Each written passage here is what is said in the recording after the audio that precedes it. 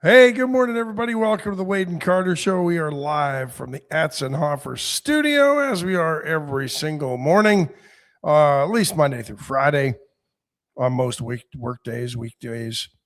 But unless we're not here. Yeah, unless we're not here. You know, if we're not here, then we're not here. We're not here. But for the most part, we're always here. We're glad to have you. Thanks for joining us, whether you're on the mothership Magic 95.9 FM, KTMV TV in Corpus Christi, the Noble Radio Network, Facebook, YouTube. If you're on one of the social medias, make sure you like and share, please, and follow, and also like and subscribe on YouTube, please. And give us your comments. If you see the comments, we like to read them in real time. We ask that you try to keep them pertinent on the subject. Yes, because it's a scan. I look over, it's over there, and I look over and read them. In fact, I would love to have, this is a Commander Cody question. I would love to be able to separate that out and have the comments on a separate monitor. I don't know if that's possible. I don't think it is with this. Well, possible wouldn't be the right word. I don't know if that's what this practical. Does. Oh, no, that puts them all up there. Yeah. Yeah, we don't want them up. Would they be on the screen for our listeners if we did so. that? No, we don't need that. Good morning to Marvin Mickes, Greg Garcia, and Mark Kurtz on the podium this morning.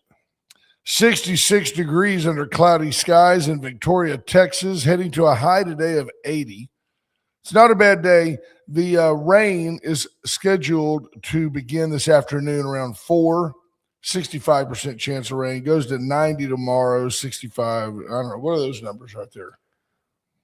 65, 90, 65, 65. Chances of rain. Good chances of rain. Really good chance of rain. But they're not calling for a lot of rain, though. I think over the next 3 days through the weekend when the rain's supposed to hit, we're talking less than a quarter of an inch. Total? Yeah. That's more like heavy fog, isn't it? Less, like dew. A little drizzle. Yeah.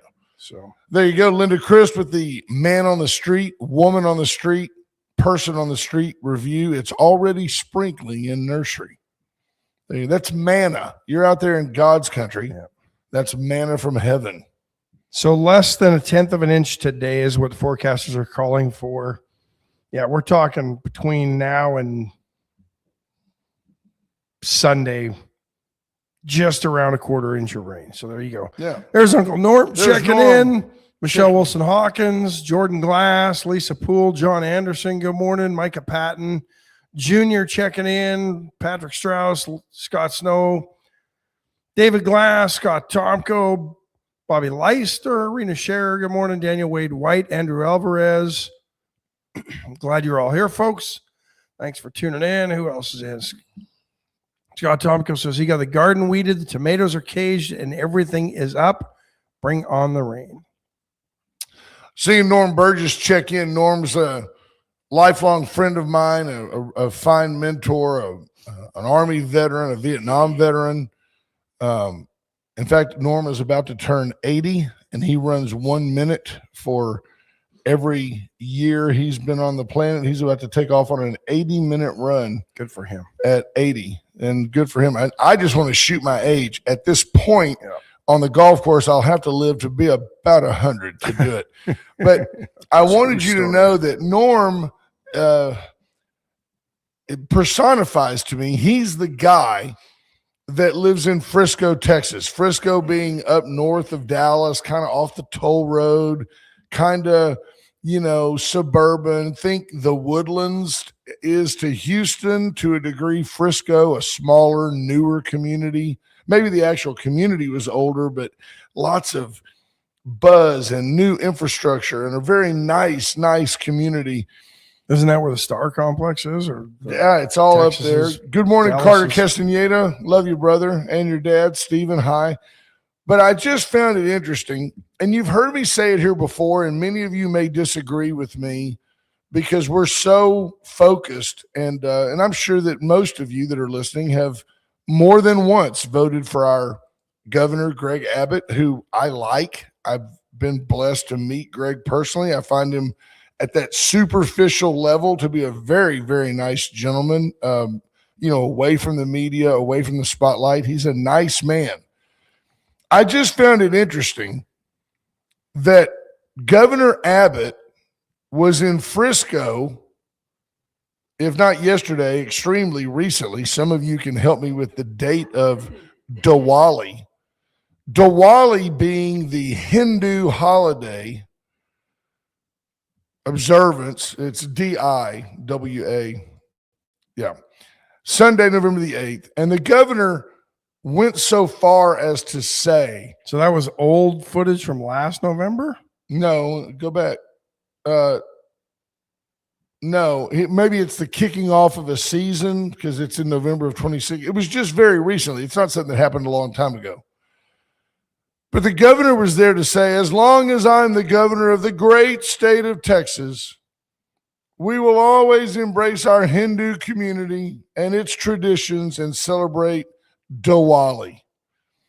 And Diwali is like, I don't know, it's a festival that revolves around this 10-headed God person who beats Vishnu and yada, yada, yada. It's about purification. It's just out there, another religion, if you will, and which is fine. I just found it interesting that in a community In 2025, Diwali was in October. So I don't know if you. that's somewhere being overrun by Indian immigrants, probably legal immigrants, H-1B folks.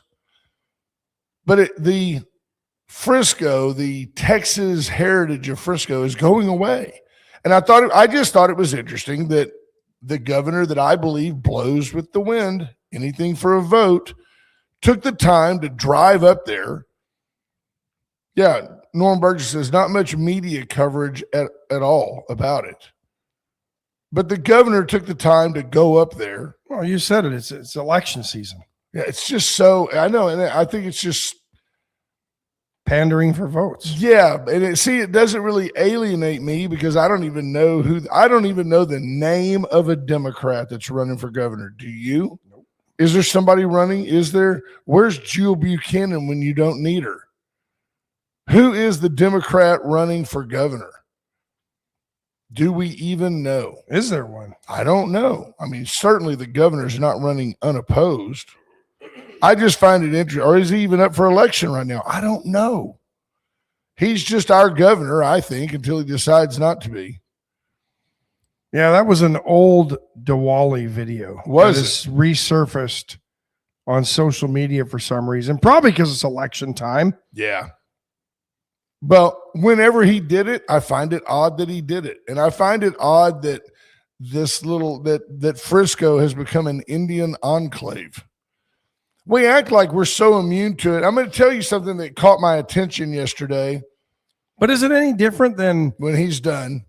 But is it any different than the Italians living together in the Bronx or the Irish living together in a section of Boston? Immigrants come here and they tend to all live together when they first get to an area, and then they tend to move and disperse. I guess when the Italians came, they came into Ellis Island and it made sense for them to go to a section of New York and stay there. These folks did not immigrate to Dallas. I don't know. I've never met an Indian person that I didn't enjoy being around. I think they're nice people. I just thought it was weird that that's the case. I did. I thought that was just that who would have thought that in Frisco, Texas, there'd be that many. I want to tell you one. That surprised me, but I don't have anything against them. I just think that it's interesting that there's so many of them that they're affecting how Frisco is run. And they're not necessarily doing it as Texans. They're doing it as Indians. I will tell you something that caught my attention yesterday, and just being the antagonistic person that I am, I made a comment on Facebook about it.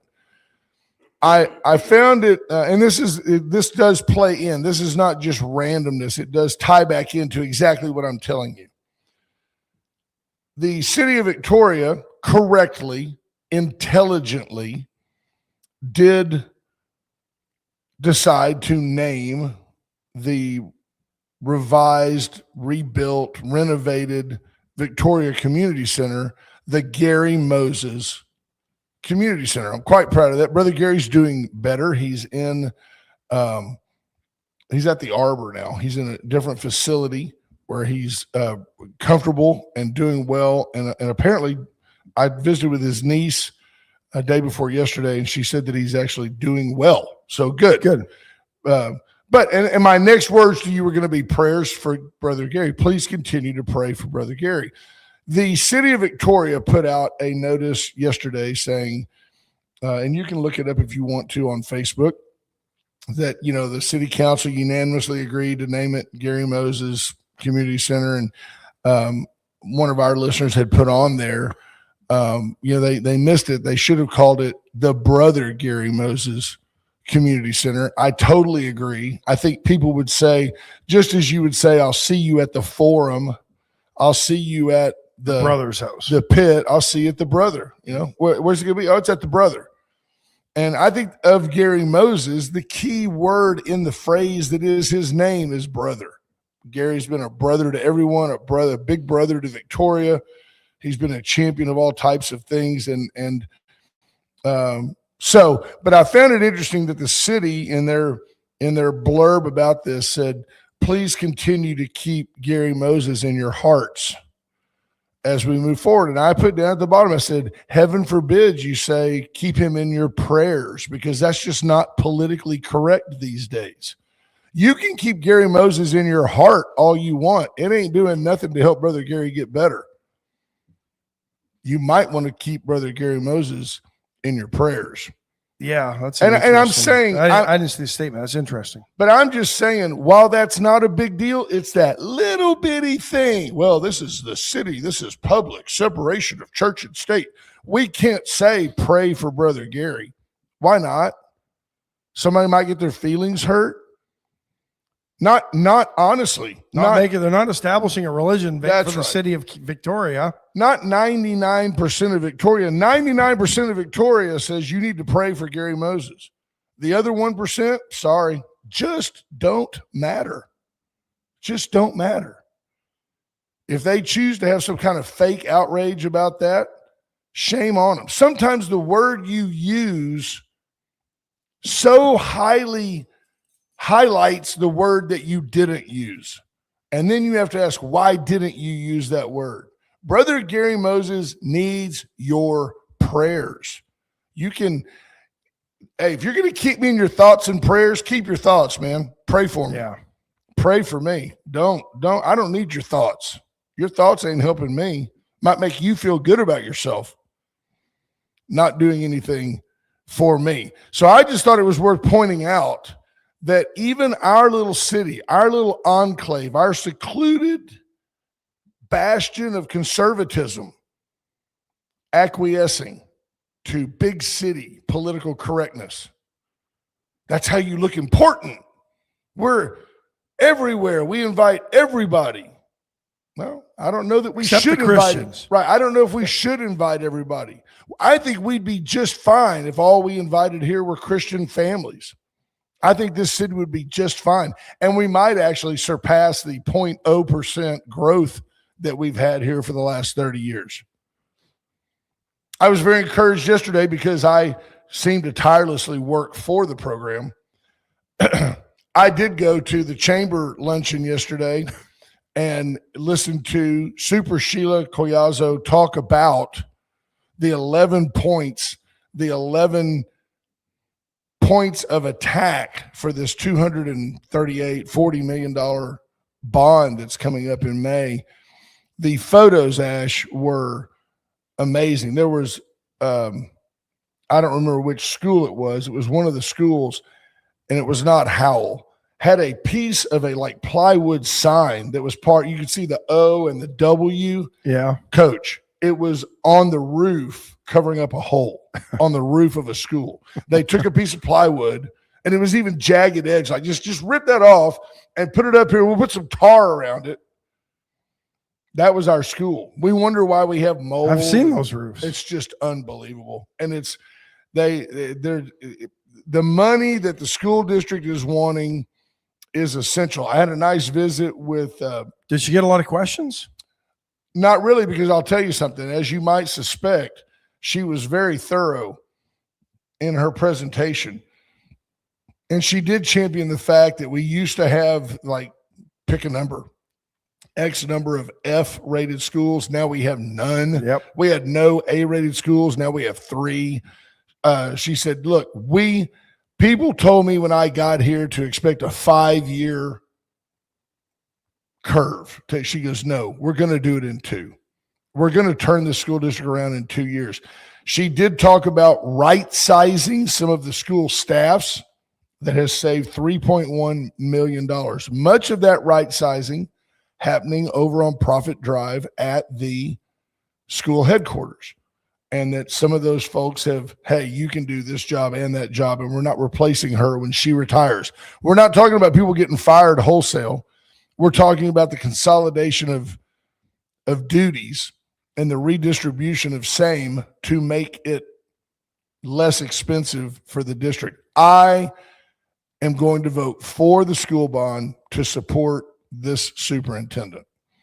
So the schools, the dilapidation is not the kids' fault. No. The kids didn't do it. The kids don't deserve it. The practical, like O'Connor, they're talking about adding this and then tearing down O'Connor. They're going to make it work. They're going to make it work so that nobody's in portable buildings and all that stuff. They're doing. Smith will be on the same plot of land, Shields will be on the same plot of land, just over, right? Right. And the STEM that is Smith will move to the old Victoria High School, I believe. If you're going to tear that down. Very, it's well thought out. Now, the key thing I did visit, and we're going to have Mickey Costello is going to join us in the next couple of weeks as they promote the bond as much as they can within the constraints of once it's on the ballot. There's certain things they can't say, vote for it, but they can tell you facts. I asked him the question that I believe I've gotten from you folks. So the trustees can't go out and tell you to vote for the bond? I don't think they're supposed to. Wow. But I know that Sheila can't. All she can do is give you facts. But I would share with you that I told Mickey, I said, the overpowering question that we get over and over again, and tell me if I'm incorrect, what are we going to do now? If we give you this money, what are we doing to make sure that we're not back right here in 10 years again, with half of this money paid off and needing 200 million more? Yeah, no, you're not wrong. That's what I hear from everybody. Yep, me too. And what's the plan for deferred? Because we've been told all this is deferred maintenance, which just means we didn't do the maintenance. We just deferred it until it got to the point where we can't do any maintenance without $240 million or part of that $240 million right. fixing the problems. But that is the question. Absolutely. That everybody asks. And he said, what are we going to do here to do it? So we're not here again, trying to pass another bond where a bunch of it's going to go to maintenance we just kicked down the road. She said something along the lines of that when you look at the budget, which is very finite and set and structured, that about $2.5 million a year, which, by the way, did you know that, VISD has something like, 5 million square feet of property. It's just crazy. She said that like $2.5 million has been the budgeted amount that's gone into the VISD budget, but that consistently they spend $3.5 million on maintenance, including the emergency thing, the chiller that goes down. Jordan Glass, how much do your taxes go up? I saw a deal that said like $24 for every. Yeah, it's something. Of course, it used to be. They did point out the tax rate, and I know that accountants figure and figures lie and all that. Had we done it a while back when they only wanted $159 million, you would have actually paid a higher tax rate than you're going to pay, because the exemption back then was only $25,000. Now the exemption is $140,000. So you got a $300,000 house, you're only paying taxes on the $160,000 because you get $140,000 exemption. The effective rate makes it go up I think it's like on a $240,000 house, it costs you about $1 a day. I think that's about right. 2 coffees a month or something was what they were saying. Oh, right? yeah. But we need Vic Morgan to go out and promote it. Well, I mean, could our state legislators not help with this? Because I know they control the purse strings, or at least which purse the money goes into. Right? Could they not help so that frees up some operating capital so that we're not sitting here with a bunch of deferred maintenance in 10 years? Because if I recall, and I don't know that I've heard Sheila say this, but I believe the last time they tried to pass the bond when Quentin Shepard was the super, they didn't have enough money in the budget to pull out of wherever for the maintenance. They weren't allowed to do it.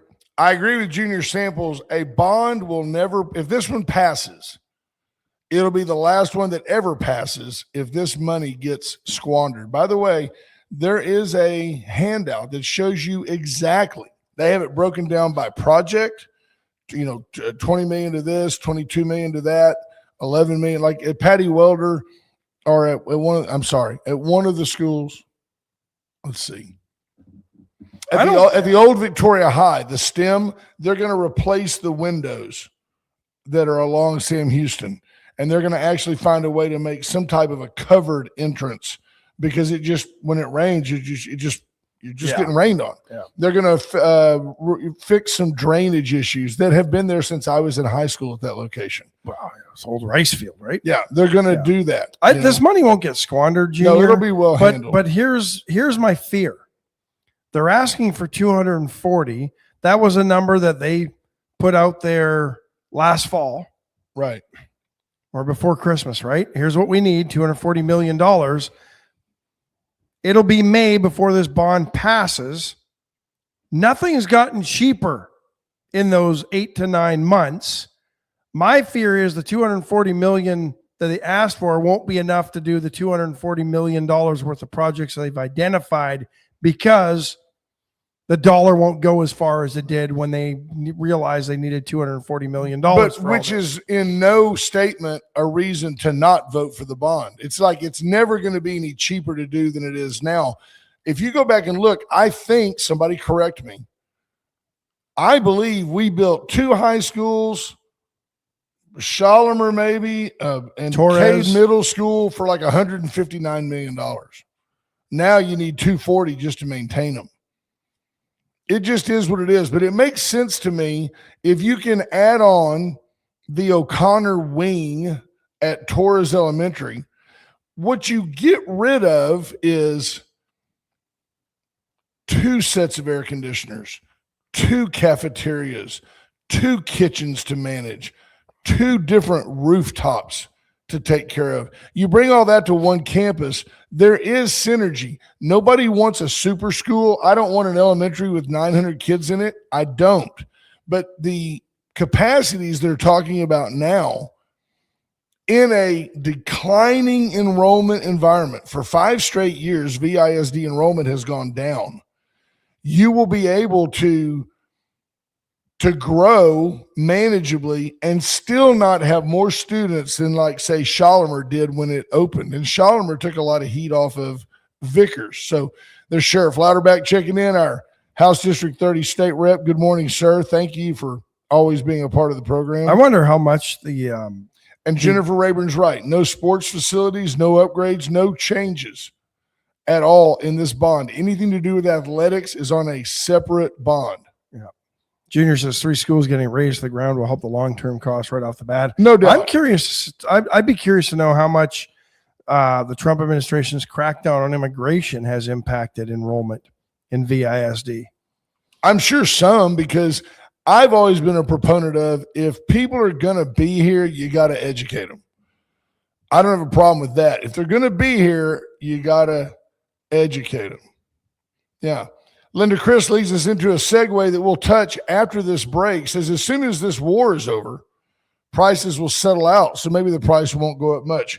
We'll talk about that in just a minute. Folks, USA Foundation Repair. They may call in USA Foundation Repair to fix the very underpinnings there at Patty Welder. There's 1 footer, if you will, concrete that seems to be crumbling, but overall that building, built in like 1910, is solid as a rock. Same issues under the old gym at VHS. Same thing. There you go. Call USA Foundation Repair, 578-HOME. They can certainly come out and with ease lift and level your home that's on a pier and beam and make your doors close properly, give you that spring to seal the cracks and repaint, make your home new again. Veracruz Restaurant, it's post call to Wednesday, Thursday. Get in today for the best hot sauce, queso, the creamiest guacamole. The best right across the Mexican street food in town. Right across the street from Atzenhofer, inviting you to go to atzenhofer.com where you can see our car of the week. It's a Honda Accord hybrid. 45,000 miles, gets like 41 miles to the gallon, runs around on electric when it can. Reach out to Atzenhofer for all your vehicular needs. Atzenhofer, a South Texas tradition for over 100 years, and the studio sponsor of the Wade and Carter Show. Allen's Wrecker Service, 578-6300. Let Allen's help you get from here to there. Allen's is your go-to tow-to. Just have a mini stroke on me? No, there's so many great comments, and you guys are so good to pull us through the program. I really appreciate it. I always enjoy the comments of Jennifer Rayburn. I would invite her on the program more often, but I'm afraid she would take over. It would be Jennifer in the morning. Yeah. Nobody needs that. Folks, Went Services for all your electrical needs. Let Went help you with a turnkey generator from Generac. It's an American-made product. You can go to work in the morning, come home, and have a turnkey generator. Take me back to Linda Chris' comment. My brain is working on live radio. It goes away.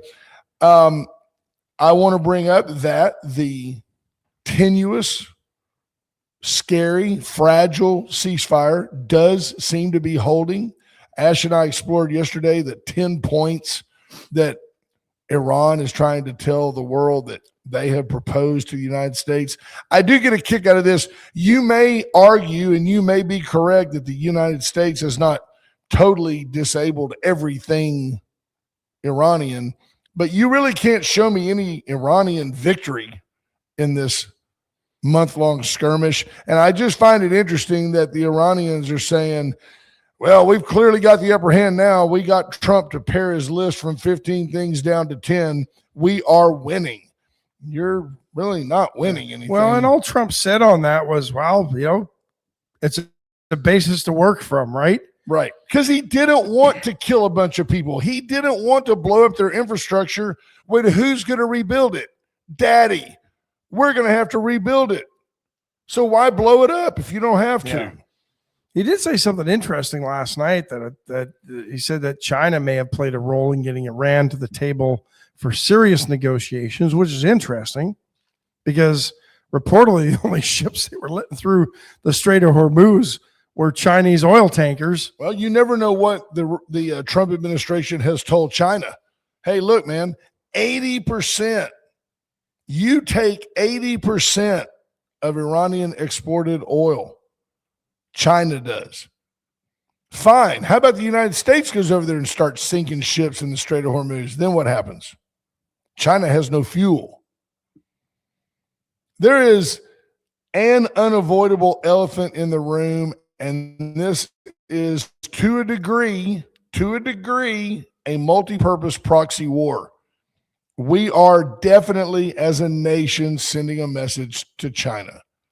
No doubt about it. Just as we did to Russia and China when we recaptured Venezuela, and as we will be doing so when we take over Cuba. As we're trying to do if we were to annex somehow or have a much more formal and non-objective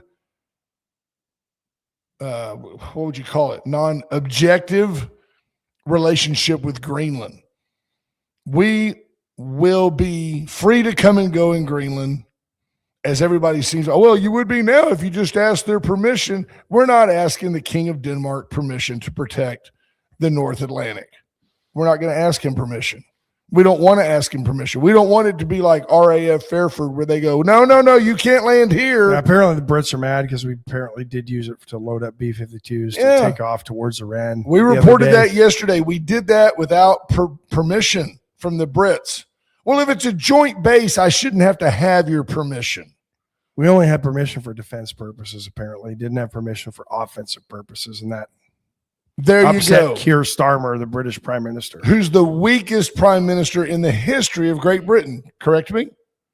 He's right up there. There's been a few of them. He's weak. He's like Pierre Trudeau. I keep thinking that. More like Justin. Fair. There you go. I think that the U.S. is going to do pretty much what it thinks. Just last night on True Social. I mean, what was the first point of the Iranian 10-point plan, right? All troops must leave the region.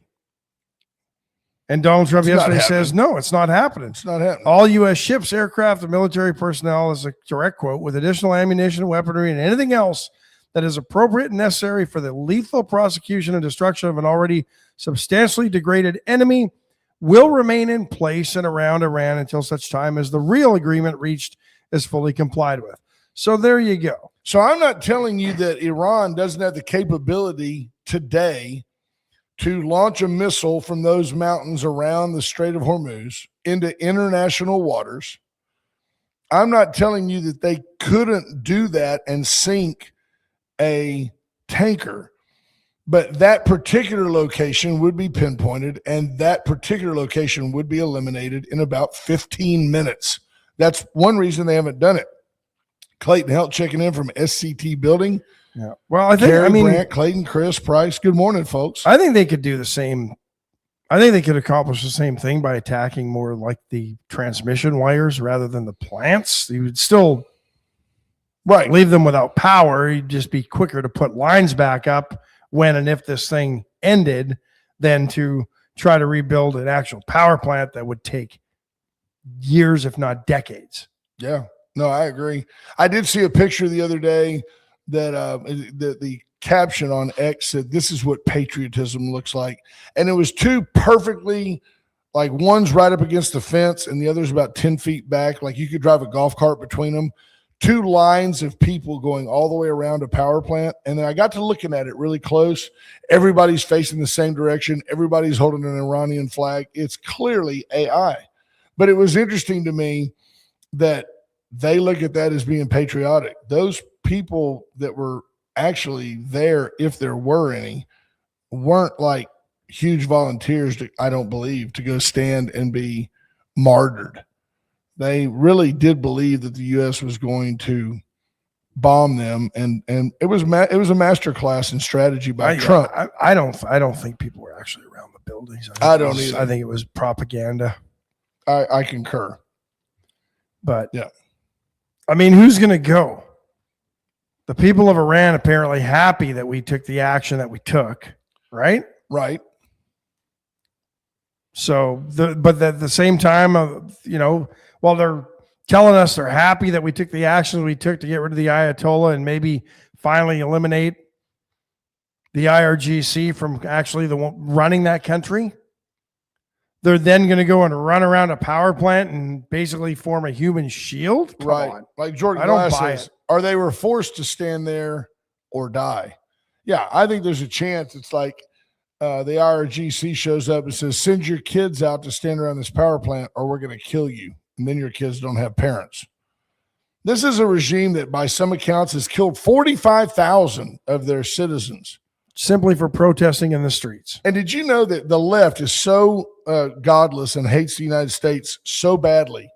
Did you know that the people that acknowledge that 45,000 Iranians have died point to the idiot broad that tried to hit the ICE agent, did hit the ICE agent with her car, and the guy who we now know was terminated as a nurse. He had his own family and said, boy, you better de-escalate. You better quit going to these rallies. That guy. Something bad's going to happen to you. Those two people that were killed for interfering with ICE agents in an active role, they're being said, well, look, the U.S. does the same thing. The United States is killing our own citizens.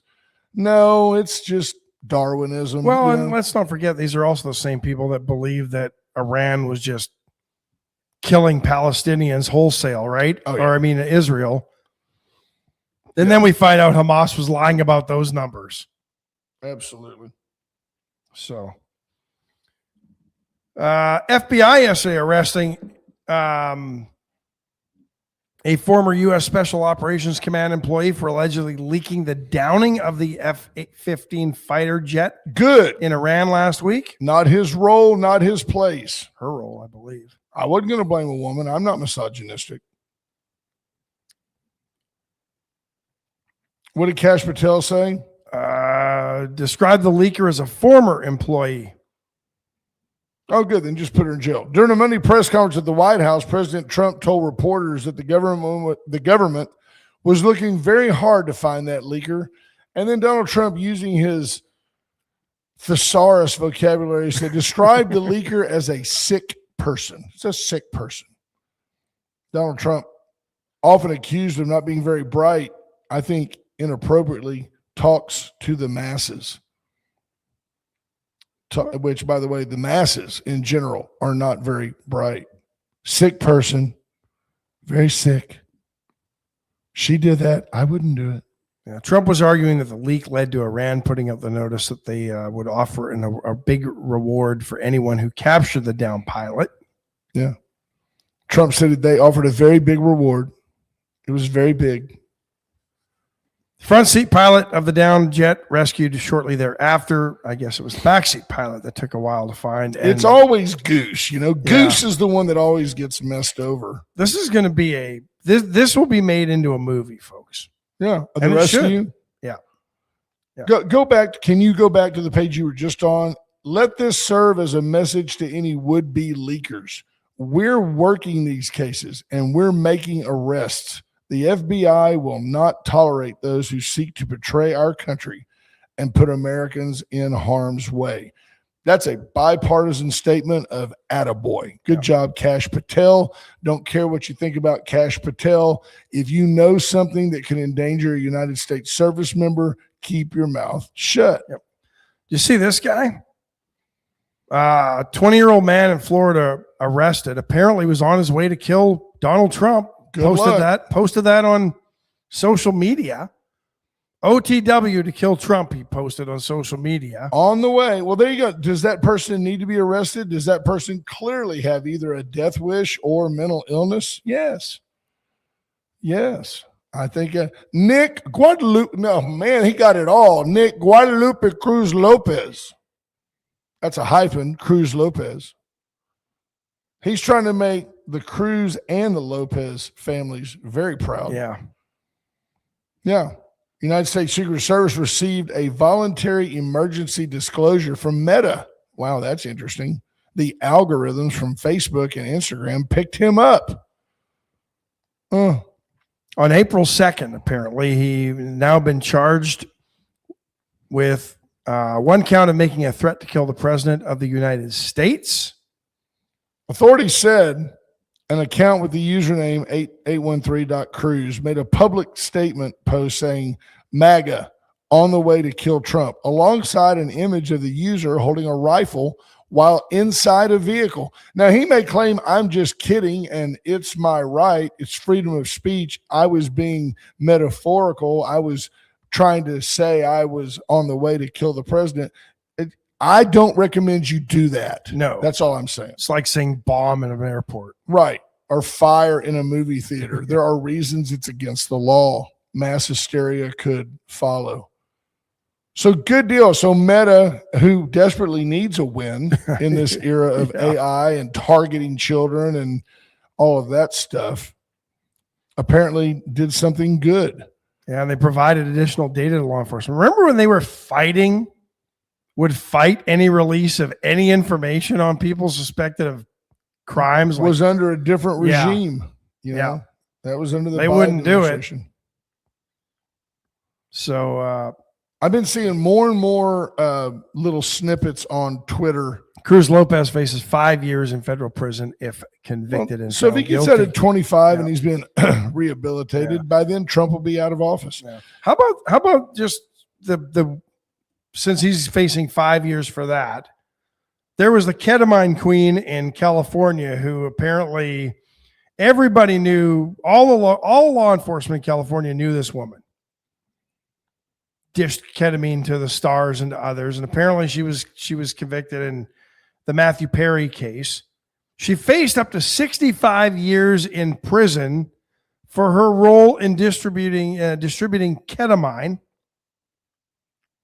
The government said, well, we'll settle for 15 years and that's it. So that's what the judge gave her. Could have given her 15 65. years, could have had 65. We talk about being tough on drugs, but it is California. No, I'll give it that. It's not federal. It's not the federal court. But they had a chance to lock this woman up, who's 42 years old, known in California as the ketamine queen. Could have locked her up till she was dead. Nope. She'll be out in 15 years and she'll probably be on a cell phone in jail, still being the ketamine queen. Absolutely. Scott Snow adds, I can't believe the Dems haven't had a free Iran protest after the Iranian government killed their own people by the tens of thousands. There's no doubt that their disdain for this president is so twisted and so ill-advised. I mean, all Donald Trump has ever done, from moving the United States Embassy to Jerusalem, to the Abraham Accords, to no tax on tips, something he campaigned on, everything he's ever said he was going to do, he's done. Except release the Epstein files. Fair enough. And you know what? I keep thinking, again, we're in a room here that's, 15 feet long and 12 feet wide. And I'm trying to figure out, how much room in this room would the Epstein files take up? How much do you have to, as you release the files, do you have to protect the quote unquote and literal victims of Jeffrey Epstein?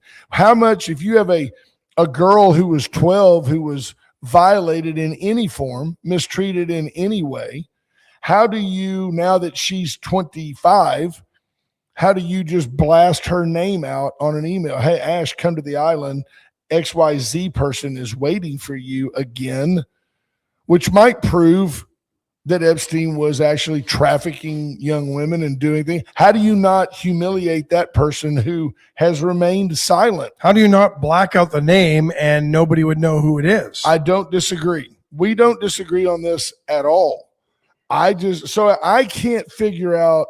It's certainly not Bill a matter Gates of not national been security. At least thoroughly investigated and questioned at this point, if not charged. Too much money keeps him out of it. But if you are a person who, because you've seen video snippets of Trump with young women, Trump on a boat, Trump with a girl in his lap, and the little child happens to be his granddaughter, and the girl that he's got his arm around happens to be 22 years old, and she's in a beauty pageant.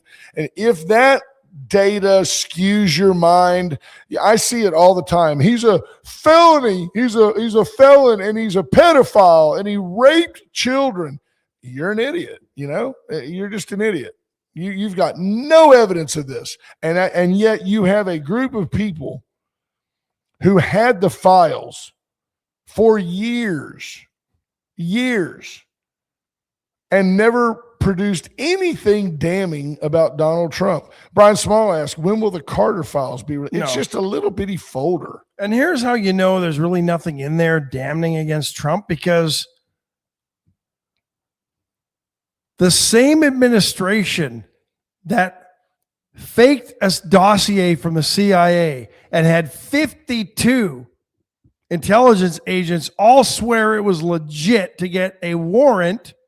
Yeah, FISA warrant abuse at the felony level. To then spy on his campaign. Correct. They went to those lengths to try to destroy his political ambitions before they even began. And then you have to say why. Why did they think he was so dangerous? This is why. We've seen it. Yeah. He's upset the apple cart in Washington, D.C. He's exposed the fraud. Praise God. I don't believe if Joe Biden or Kamala Harris was president, The fraud in Minnesota would be exposed. It would still be going on. The hospice fraud in California would be exposed. Still going on. Mark Kirk says a post-it notepad would be the Carter files. True story.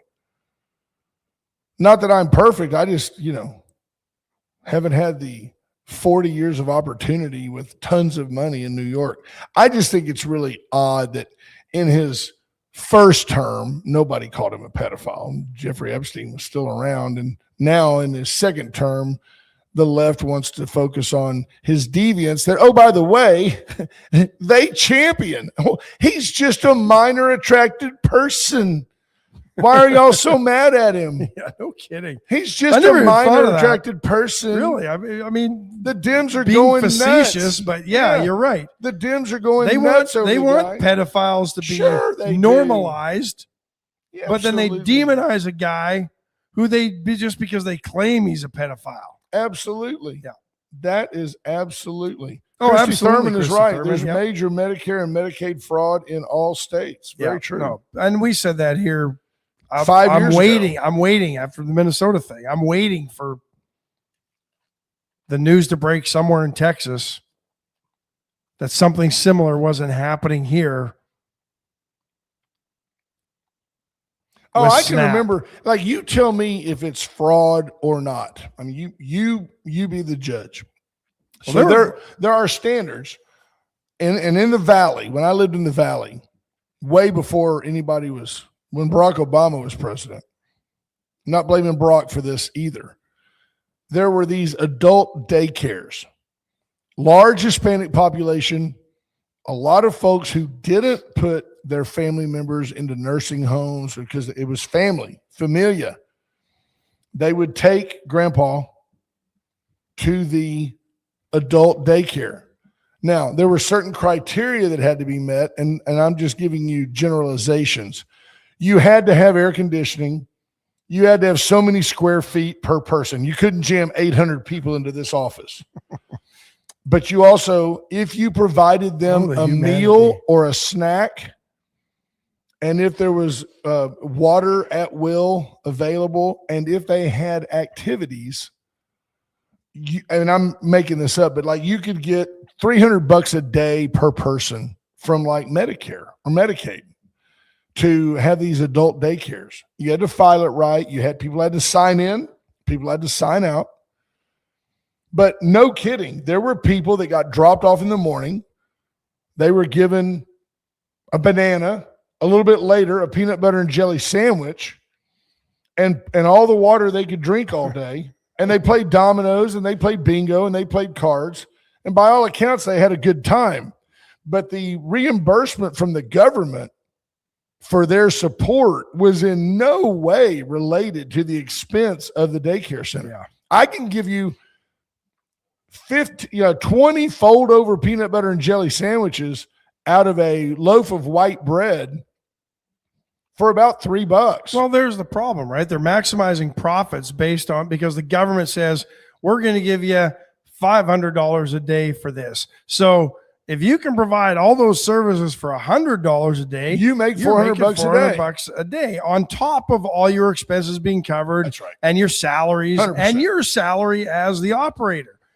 Instead, what they should be doing is the other way. You want to run the business, then submit us your receipts and like you do for taxes, and then we'll reimburse you. Yeah. And I tell you what, if Ash and I went to, where be careful there, bud, you're on a tether. I heard footsteps as well. Ghostesses? Come on up. Just don't be afraid. I didn't see anybody go by. Come on by. We got a microphone for you. If Ash and I tomorrow went to where the Red Lobster was, that building that they were all gung-ho. I think they were going to put in like a check cashing and a mattress store right there. But I really thought it was going to be a Mexican food restaurant. But the old Red Lobster right next to the mattress at the mall store, the check cashing place. If we went in there and ripped off that mansard roof and put on a new roof and painted it baby blue and called it the Cabo Adult Daycare, we could pack that place every day. I have no doubt about it. An adult daycare on the north side of town probably fully funded by the United States government would be a hit. But I couldn't in good conscience go, here you go, Bill. Here's your peanut butter. Yeah. Bill Posey for you. Here you go, Bill. While Bill's teaching, Bill would kill you. Bill's teaching like how to kill people with his thumb techniques to the elderly. Right here in the solar plexus. I don't know. I'd love to hear your thoughts. Yeah, Andrew Alvarez says that. Well, remember, location I don't know when it was. Remember 20 years ago when all those mobility scooter stores popped up? And then they all went away because they were all just submitting claims into Medicare. Right. Yeah. Jonathan Williams says Health and Human Services has actual nutrition requirements. And exactly. Of course, except for those with peanut allergies. And by the way, our aged community doesn't really have peanut allergies because they didn't know that peanuts could hurt them. So they just all grew up eating peanuts. The Health and Human Services has nutrition requirements. I imagine in most cases, peanut butter and jelly and a banana and a glass of water probably meets that. Be small with the comment of the day. That's what Dawn runs every day. Dawn runs an adult daycare every day. Now, I might get some services that some of you could only dream of, but that's a whole different story. Yeah. Adam Shear says grape jello shots on the peanut butter and jelly. Absolutely. No doubt about it. What do you make real quick? I didn't ask your opinion on this. I have no opinion. Why? No comment. Okay. Then never mind. Tell me. Dawn says facts. Shut up, Dawn. Make me a pot pie. Make him a PB&J right. Make me a peanut butter and jelly. I'll be home in a minute. Get his glass of water ready. Smear it all over you. I'll be there in a half hour. He likes to dunk his PB&J in the water. Right. Get in a bathtub full of milk. I'll be there in a minute. Why did... And that's a wrap. I went in. We'll see you tomorrow. How did he go? He went in with goggles and a straw. Tell me, choked on his peanut butter and jelly sandwich. Peanut butter and jelly wife. Mom, the meatloaf. My opinion. Why do you think JD Vance is being charged with heading up, boosting his appearance in the world, setting him up to be a capable? Okay, that's. Yeah. Do you agree? Yeah. I think the main reason that JD Vance is going with Witkoff and Jared Kushner to negotiate with Iran is that Donald Trump is putting him in a position. See, I would send Marco Rubio if it was me. Secretary of State, it would make sense. I would send Marco Rubio. Our previous Secretary of State is the one that did most of the heavy lifting on all the Abraham Accords. And then, of course, when Hillary was Secretary of State, our people died in the streets, and she said, "What's the big deal?" It was a long time ago. That's Hillary Clinton. The worst woman alive in America. A second, no, Nancy Pelosi's not nearly as powerful. JD Vance, I believe, is being sent because I believe at the end of the day, the negotiation itself is somewhat of a layup.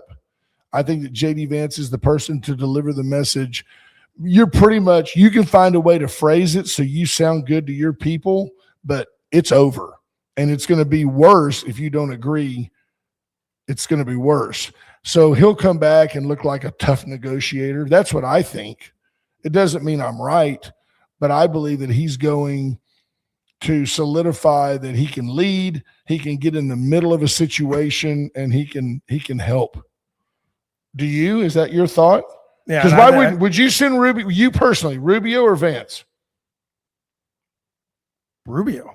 Okay, I mean, I Secretary agree. of State, that seems to be more the role of the Secretary of State. But is the United States sending Vance because he's the number 2 man, and he can pick up the cell phone and call the president at will right there. But I think there's more at play here. I think this is to elevate Vance's status and stature amongst the eyes of Americans and set him up to be the heir apparent in 28.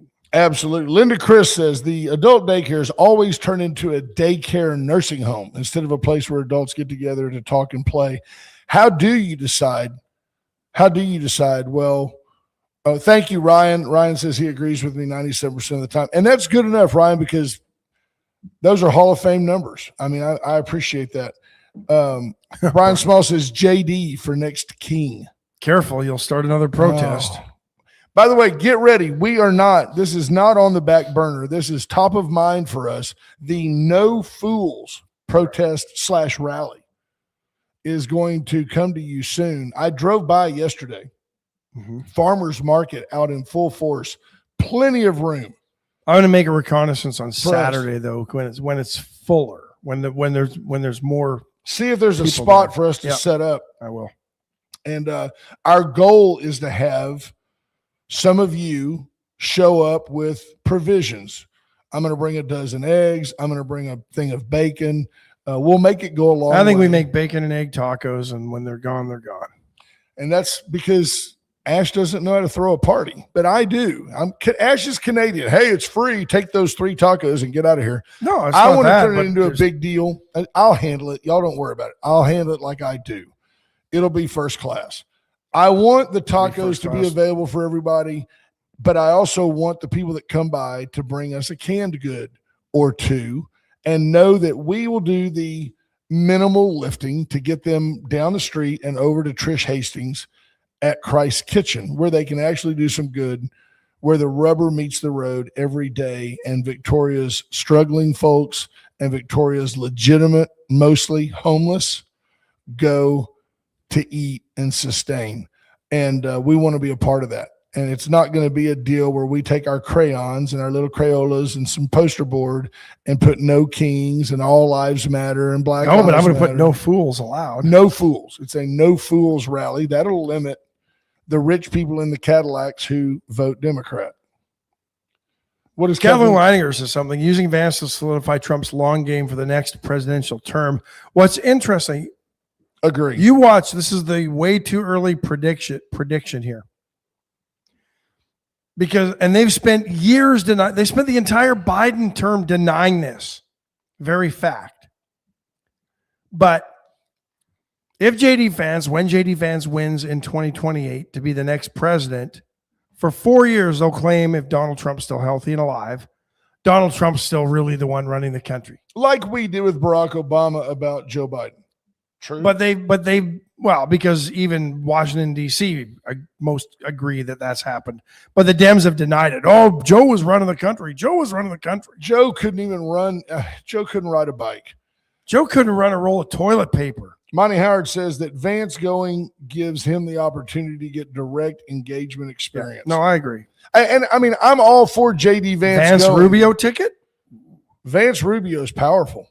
But I tell you what, if it's Vance Rubio, I look for Rubio to continue in a really strong role that almost reflects Secretary of State as a VP. Kathleen Leininger says, love the no fools food drive idea. Linda Chris thinks it'll be Rubio Vance ticket.